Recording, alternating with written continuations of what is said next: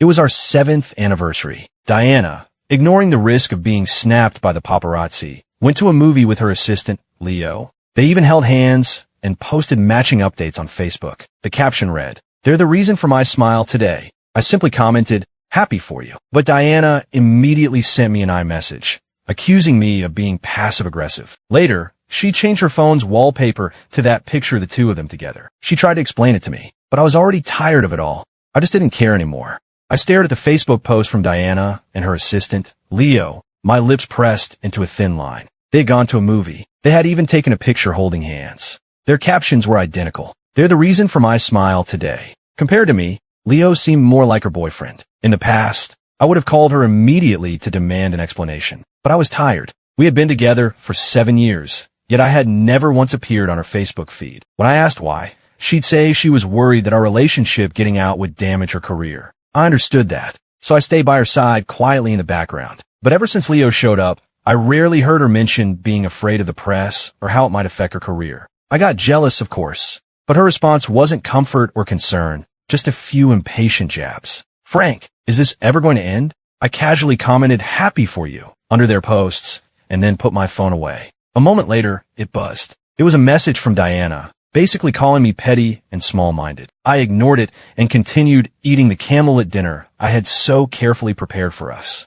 After I finished, I cut a slice of cake. I don't even like sweets, but Diana loves them. I had gotten it for her. I decided then that I wouldn't be getting them for her anymore. Diana didn't get home until after 3 in the morning. I was sound asleep when she shook me awake. She was holding her phone, glaring at me. "Frank, don't just leave stupid comments on my posts. I'll let it slide this time and assume you didn't mean anything by it." I was groggy and just wanted to sleep, so I mumbled a half-hearted agreement and lay back down. A moment later, she was shaking me awake again. "Frank, I saw the cake. It's my fault I didn't make it back tonight, but something came up and I got held back. I bought you a gift." She tossed a watch onto the bed. I didn't forget our anniversary, and there's nothing going on with Leo. To me, he's just like a little brother. I didn't even glance at the watch. I just yawned and cut her off. "Yeah, I know," I said. "Let's just get some sleep." Diana froze for a second, then stood up, stormed out of the room, and slammed the door. She was angry, probably because of how dismissive I was. In the past, no matter how late she came home, I would wait up for her in the living room with a light on. I'd help her wash up, dry her hair, and give her a massage.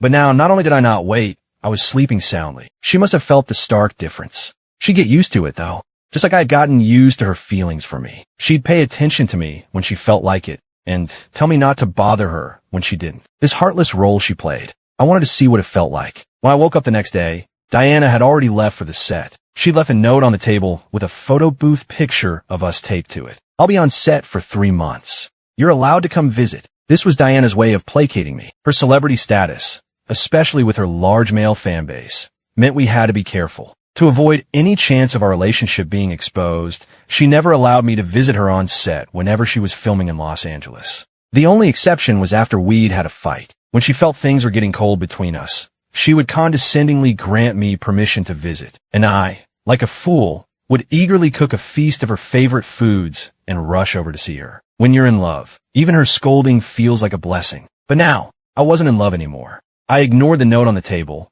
had a quick breakfast, and headed to work. A while back, my company offered me a position in New York. It was a fantastic opportunity, but I turned it down for Diana. Now, I want to talk to my boss and see if that door was still open. "The opportunity is still there, but there's a condition," my boss said, patting my shoulder and handing me a file. "Land this partnership, and the job is yours. Do good work." I sat down at my desk and glanced through the file. Before I could even get to the client's details, a voice message from Diana popped up on my phone. "When you come visit the set today, can you make me those chicken wings I like? I'm craving them." Her tone, so full of entitlement, reminded me of how things used to be. In the past, the moment I got her permission, I'd drop everything and run to her. I'd even called in sick and pushed off work assignments just to see her a little sooner. If I wasn't a top performer, I would have been fired ages ago. I saw another message from Diana come through. I ignored it. I got up and left to meet the client. I never expected to see Diana at the same restaurant. She was sharing a boba tea with Leo,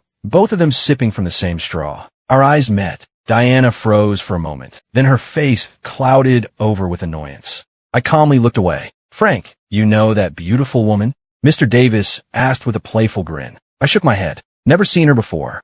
Halfway through our meal, I excused myself to the restroom. Diana followed me in, the anger in her eyes still burning. Frank, I asked you to bring me lunch. Where is it? Did you not see the note I left? Or the messages I sent? I slowly dried my hands and muttered something about being busy with work. She seemed at a loss for words. As I turned to leave, she grabbed my arm, her tone a little softer. Well, when you come over tonight, can you bring me some soup? That sea-based soup I like. I pulled my arm free. Leo seems to have plenty of free time, I said coolly. Why don't you ask him? Besides, boba tea is so much better than soup, isn't it? Diana stood there, stunned. By the time she processed what I'd said, I was already gone. She sent me more than a dozen voice messages later. I didn't listen to a single one. When the dinner meeting was over, I headed to the parking garage. Diana was standing there waiting. She was bundled up from head to toe, but I recognized her instantly. Frank, are you misunderstanding things again? She asked, rushing over to explain. Leo accidentally ate something spicy, so I just let him have a sip of my drink to cool down.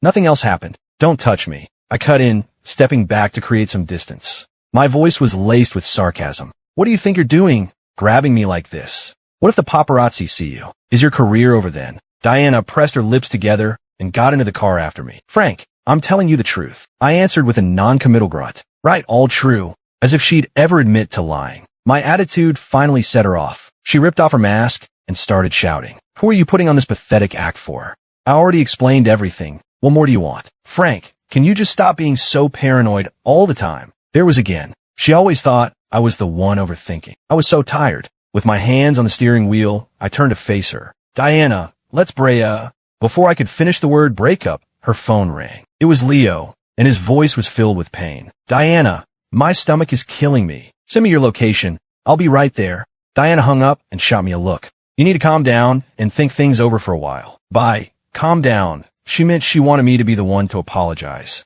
We'd been together for 7 years. It wasn't that we never fought, but since Leo came into the picture, we fought more and more. And every single time, she would twist it around, so it was my fault, forcing me to be the one to apologize. I watched her retreating figure as she hurried away. My expression hardened. I didn't need to waste any more of my time on this drama. Back home, I exchanged a few more messages with Mr. Davis. It would take a few more days to close the deal. I thought about packing up and leaving, but then I remembered I owned this house. I was working late, well past midnight, when Diana came home. I was surprised. Once she was on set for a project, she almost never came back. Diana seemed surprised to see me still working, too. You're still up? Neither of us brought up our fight in the garage.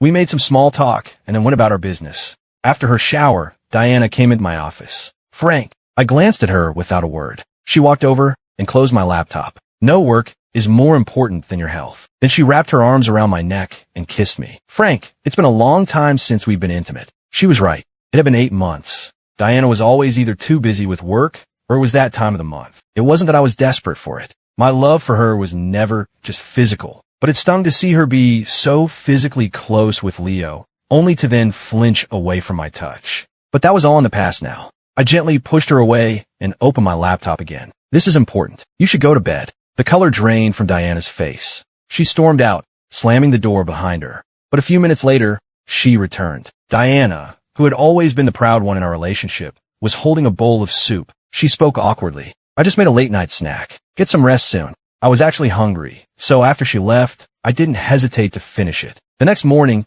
Diana had made a special breakfast. Happy birthday, Frank. I froze for a second. She hadn't acknowledged my birthday in years. She also gave me a tie as a gift. Do you like it? I picked it out just for you. Really? A few months ago, I might have believed her. But this morning, I'd woken up to a message from Leo. I'm wearing the tie you picked out for me today. Don't I look sharp? A moment later, another message came through. Sorry, Frank. Wrong person. Whether he sent it to me on purpose or not, I didn't care enough to figure it out. What's wrong? Diana asked. You don't seem happy at all. Diana complained. Frank, I took half the day off from filming just to celebrate with you. You know how hard it is for me to get time off. Then don't waste your time next year, I said, grabbing my jacket to leave. There was a crash as Diana smashed a glass on the floor. Frank, I stopped. We stood in silence for a full minute. Diana walked up to me, tilting her head back to look into my eyes. I really don't get what you want from me. I tried to explain what happened on our anniversary, but you wouldn't listen. I took time off to be with you on your birthday, and all you've done is give me the cold shoulder. I told you, there is nothing going on between me and Leo. Just then, her phone screen lit up with a notification. It was a message from Leo. I couldn't see what it said, but I saw her wallpaper. It was the photo of them holding hands from their movie date. Sometimes the truth just slaps you in the face. Diana frantically locked her phone and started stammering, trying to explain. But I was busy. I didn't have time to waste on this. Diana followed me all the way to the parking garage. Frank, it's not what you think. The cast was playing a game, and I lost. So my punishment was to use that as my wallpaper. She kept rambling on, but I had already tuned her out. I started the car and pulled away. In the rearview mirror, I could see her mouth still moving. If I really focused, I might have been able to read her lips. But I couldn't be bothered to waste the energy. Whatever she was saying, it had nothing to do with me. I just didn't care anymore. After my lunch meeting with Mr. Davis, I gave him a ride to his girlfriend's apartment. His girlfriend was also an actress. Coincidentally, she was working at the same studio in Los Angeles as Diana. As I was dropping Mr. Davis off, I heard Diana call out. She had seen me, and she called out my name in front of everyone. Diana jogged over, her eyes lighting up. Are you here to see me? Frank, I knew you had a soft spot for me, she said, pouting playfully. Just as I was about to respond, Leo walked up with a smirk. Hey Frank, sorry about this morning, man. It was a total accident. By the way, how are you liking that watch? I helped Diana pick it out. Diana jumped in, looking embarrassed. It was a last-minute gift to make up for things. I didn't have time to shop, so I just asked Leo for a recommendation. Leo feigned a look of envy. Diana is so good to you. She wanted to surprise you with a gift, but she dragged me along to model it for her. I wasn't doing it for free, though. I made her buy me one, too, as payment for my time. He flaunted his own watch like a trophy, his eyes full of defiance. Diana bit her lip, watching my reaction. After a moment, she spoke. Frank, I have another surprise for you today. I've decided to go public with Diana. Diana, can we get a picture? We're biggest delights. A group of her fans rushed over, asking for autographs. She patiently obliged. Diana, is he your new assistant? One of them asked. Before she could answer, I cut in. Just a stranger. I was asking for directions. Diana's face went rigid. I wasn't sure what she found so embarrassing. After all, that's exactly how she used to introduce me. When we first started dating, she made it clear we could never go public. You know this industry has a shelf life, she'd said. I can't get caught by the paparazzi with a boyfriend. I understood. But later, as photos of her and Leo getting close went viral time and time again, I started to have my doubts. Maybe it wasn't about her career. Maybe she just didn't want to be publicly linked to me. 2 years ago, for her birthday, I flew back from a business trip to surprise her. To avoid being spotted, I even disguised myself as a fan and waited for her at her hotel. But when she saw me, she wasn't happy. She just quietly told me to leave. To her fans, I was just a stranger. But when it came to Leo, she told everyone he was like a little brother. I get needing to be discreet with people you're close to. What I don't get is holding hands and sharing a straw with your little brother. Luckily for me, that was all in the past. Diana tried to say something, but she was swarmed by her fans. As I walked away, she didn't follow. That night, however, she showed up at home unexpectedly, holding a cake box. Frank, I ordered this cake especially for you.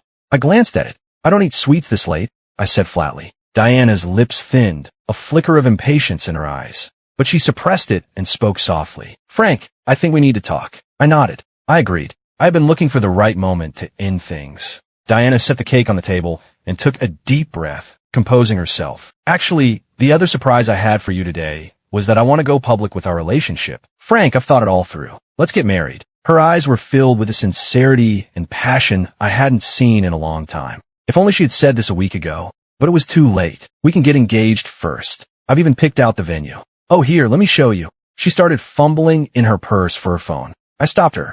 Don't bother. Diana, let's break up. Her purse slipped from her grasp and hit the floor with a soft thud. She looked at me in disbelief. What did you just say? Let's break up. Diana laughed. It was a short, sharp laugh that died as quickly as it started, her expression turning grim. Frank, you can't just break up with me without a reason. I just frowned and said we weren't a good fit. She shoved a chair, sending it crashing to the floor. 7 years. And now you're telling me we're not a good fit? Frank, don't you think that's cruel? As she was getting more and more agitated, her phone rang. It was Leo. She ignored it and stared at me. Tell me the truth. Is this because of Leo? Is that why you want to leave me? I thought about it for a moment. Yes and no. We'd been together for 7 years without getting married. That alone said a lot. Maybe we really weren't right for each other. When I didn't answer, Diana took my silence as a yes. The tip of her nose turned red. I'll keep my distance from him from now on, okay? Frank, you promised you'd love me forever. She was right, and she had promised she'd be with me forever. But when I had that horrible case of food poisoning and felt like I was dying, she was out shopping with Leo. I called her from the hospital, hoping she'd come, but she just called me dramatic. You're a grown man. Stop being so pathetic over a little stomach bug. I should have seen the writing on the wall back then. I should have left this relationship a long time ago. Looking at the mess on the floor, I sighed. I'm serious, Diana. We're breaking up. My words must have hit her hard. She stumbled back a few steps, her eyes red, and finally choked out a single word through gritted teeth. Frank Miller, you'll regret this. And with that, Diana was gone. She didn't even pack her things. Whatever. For old time's sake, I figured I'd just rent the house to her when I moved abroad for the new job. 2 days passed. Then, I got a video call from Diana. She was still in costume. Are you done with work for the day, Frankie? I froze. She hadn't called me Frankie since we first started dating. For years, it had just been Frank. Mr. Davis, who was with me, chuckled. And you try to tell me you didn't know her. Is Frankie still busy? Diana asked through the phone. If you are, I'll hang up. We can talk when we get home. The video call ended. I had no idea what she was playing at. Around 9 that night, another message from Diana came through. Where are you? I can come pick you up. I didn't reply and just continued my meeting with Mr. Davis. By the time we finished, it was nearly midnight. The moment I stepped outside, I saw Diana. She was wearing a hat and mask and walking toward me. You didn't answer my messages, so I had to ask around with your coworkers to find you. You've been drinking, haven't you? I have something for that in my car. I glanced at Mr. Davis. He was already drunk and waved a dismissive hand. Go on, go home with your girlfriend. I hadn't driven since I'd gotten a ride with Mr. Davis. My head was starting to pound, so I didn't refuse when Diana helped me to her car. But as soon as I sat down in the passenger seat, something fell off. The seat was pushed too far forward. I reached down to adjust it, and my fingers brushed against something in the crevice. I pulled it out. It was a condom. It wasn't my size. In that instant, my stomach churned, and I felt a wave of nausea. Diana saw it and froze. She started explaining frantically. It's not what you think. We were filming a wilderness survival show, and we used it as a prop. It was from the production team. Leo must have forgotten to throw it out. I threw open the car door, stumbled to a nearby trash can, and threw up. Diana stood beside me, her face a mask of humiliation. Here's some water. I took the bottle, rinsed my mouth, and wiped it with the back of my hand. Diana kept trying to explain. You have to believe me. I'm telling the truth. So am I said. I opened the back door and got in. She knew exactly what I meant. I was serious when I said we were over. During the drive, Diana kept glancing at me in the rearview mirror. She kept trying to start conversations, which was a change of pace. In the past, I wouldn't have even dared to imagine it. I was always the one who had to initiate everything, while Diana acted like a haughty princess. She would reply if she felt like it, and tell me to shut up if she didn't. During our video call today, she said, one of my fans asked who you were. Guess what I told them? She glanced at me again. I turned to look out the window. Not interested. Diana's face paled, but she continued in a small voice. I told them you were my fiancé. When we got home, the table was set with a full meal. Diana looked at me, trying to curry favor. I cooked as soon as I got back. I thought you'd be home earlier. I can go heat up the soup. Staring at the spread, I was suddenly reminded of her birthday earlier this year. I had prepared a surprise for her, called her, and told her I was waiting at home. It turned out she was at a birthday party with Leo and some friends. When I went to pick her up, disguised in a hat and mask, she was completely wasted. She was drunkenly complaining about how all I ever did was cook. And it's always the same boring stuff. I'm so sick of it. When we got home and she saw the dinner I'd made, she swept the entire table onto the floor. The next day, her only apology was a mumbled, I drank too much. Then came our anniversary. I tried something different, but she never showed up. I stared at the food on the table, lost in thought. Diana must have thought her gesture had touched me. A small smile played on her lips. She put down the soup and wrapped her arms around me. Frankie, as soon as filming is over, let's get married. We can have 2 beautiful babies, one who looks like you and one who looks like me. I used to dream of that too. A beautiful future with Diana. But I eventually learned that not every couple gets a happy ending. Not every relationship has a future. I push her away. Is this supposed to be your sincere apology? I ask coldly, is any of this food even edible? Diana, if you can't cook, don't waste the ingredients. It looks like you were making food for a dog. Her expression soured. I don't cook much, but I made all of this myself. And that makes it special. Diana, we are broken up. No, the word broken sent her into a panic. She was like a startled cat. She threw herself at me again, her hands roaming all over me as she started pulling at her own clothes, muttering incoherently. Frank, look at me. Please look at me. I grabbed both of her wrists with one hand to stop her. In contrast to her frantic state, I was terrifyingly calm. Diana, I'm saying this one last time. We are over. I'm giving you a few days to pack your things and get out of my house. Or, if you don't want to pack, fine. Just wait until I'm gone and then come back for your stuff. Her eyes were red and swollen. Gone? Where are you going? Frankie, you can't leave me. You promised you'd always support me, that you'd always be here.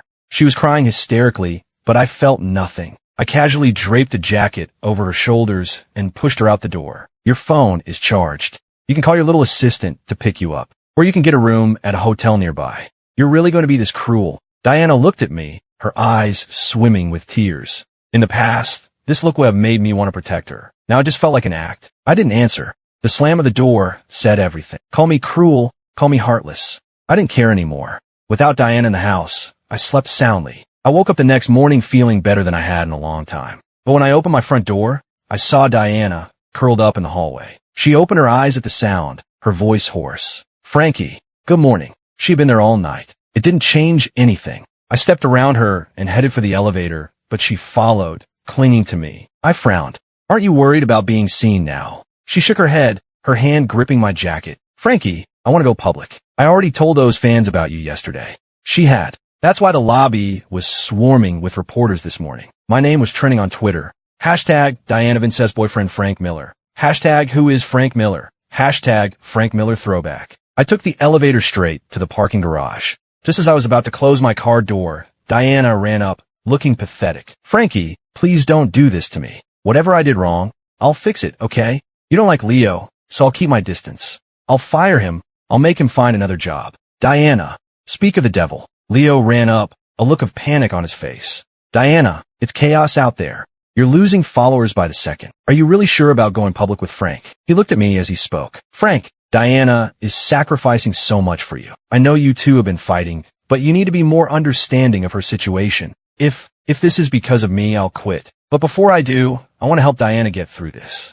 Then I can leave with a clear conscience. He was so good at playing the victim. Diana shot him a grateful look, then turned back to me, calling me Frankie again. I ignored her and pushed past. She started to cry again, but her attention was immediately diverted by Leo. His face was beet red, and he was doubled over in pain. Diana, don't worry about me, he gasped. You need to sort things out with Frank. He sounded so selfless. If he hadn't shot me a defiant glance over her shoulder, I might have actually believed he was sick. Diana held on to him, but her eyes were pleading with me. Frankie, can we take Leo to the hospital first? We can go together. I had to laugh. Did she think everyone had as much free time as Leo? You can call 911, I said coldly. Don't want your precious little brother to die on your watch. Diana's face tightened. There's really nothing between me and... Her sentence was cut off by another loud groan from Leo. While she was distracted, I got in my car and drove off. When I got to the office, everyone was congratulating me. I can't believe you're dating Diana Vance. No wonder you've turned down every other woman we've tried to set you up with. I just shook my head. It's a misunderstanding. We're not together. Diana didn't bother me for the rest of the day. Leo, however, sent me a stream of photos of Diana taking care of him at the hospital. None of the posts had any likes, which made me suspect he'd set them to be visible only to me. It was so childish. If you want to be with Diana that badly, he should just go for it. Why was he playing these stupid games with me? I deleted his contact and blocked his number. I looked out my office window, feeling a sense of peace. Tomorrow, I was leaving the country. The next morning, my boss, Sarah, and I headed to the airport. She was coming with me for a couple of days to help me get settled in before flying back. The drive was peaceful until I saw Diana's car in the rearview mirror. She was following us. She had also sent me a flood of messages and calls, all of which I'd ignored. Sarah glanced at me. Trouble in paradise with your movie star? She teased. I pressed my lips together. It's nothing. I barely know her. Sarah gave me a knowing look. I was at a loss for words. As soon as we got out of the car, Diana came running up behind us. Her eyes were red and swollen. Frankie, where are you going? My face was a cold mask. It has nothing to do with you. Let go of me. Tears immediately started streaming down her face. I took Leo to the hospital yesterday, but I didn't stay long. Then something came up on set. That's the only reason I didn't call you. Frankie, please don't leave me. I know I was wrong. I really do. She was sobbing uncontrollably. A crowd quickly formed around us. Reporters snapping photos furiously. Diana, usually so composed, was a complete mess. Onlookers who didn't know the story started yelling at me. How can you treat her like that? One shouted. Another yelled. Diana, Pull yourself together. He's just one guy. You're better off alone. Even some of the reporters were getting hostile. Who the hell are you to play with our queen's heart like this? Sarah glanced at her watch, her lips pressed together. We're going to be late, she murmured. Before I could say anything, Diana turned on Sarah.